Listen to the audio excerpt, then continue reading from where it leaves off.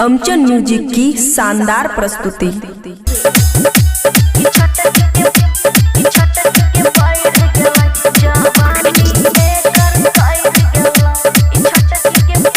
खुशी recording studio बलुआहा। दिनों पे दिन एकर बदलै छै पोज, कतो ने कतो इलै छै हे गए। दिनों पे दिन एकर बदलै छै पोज, कतो ने कतो इलै छै डोज। एकर छोट छै उमर भेल चाकर कमर, जाने के करस गाड़ी लैर गेलै।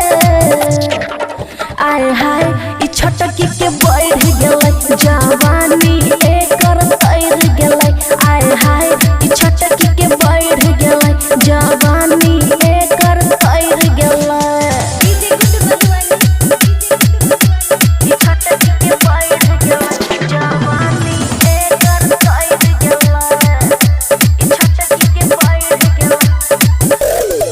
एकर जवानी के लाखों दीवाना, कोई कह देने तो करे छै मना।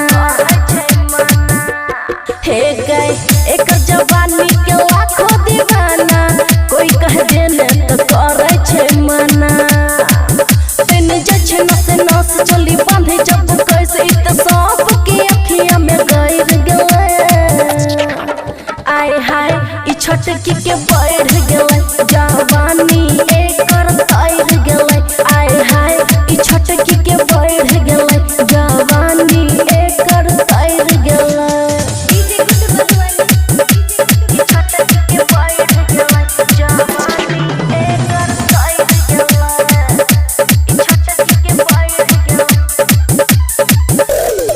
चढ़लू मोर त चर्चा में एलकै, अमन अक्की के घेरा जुड़लकै। हे गई चढ़लू मोर त चर्चा में एलकै, अमन अक्की के घेरा जुड़लकै। जब पिन्हे छै ड्रेस सबके मन है छै फ्रेश, खुशियाँ सबके मन बढ़ गेलै। आय हाय ई छोटकी के बढ़ गेलै जवानी एकर तैर गेलै। आय हाय ई छोटकी के बढ़ गेलै जवानी एकर तैर गेलै। खुशी रिकॉर्डिंग स्टूडियो बलुआहा।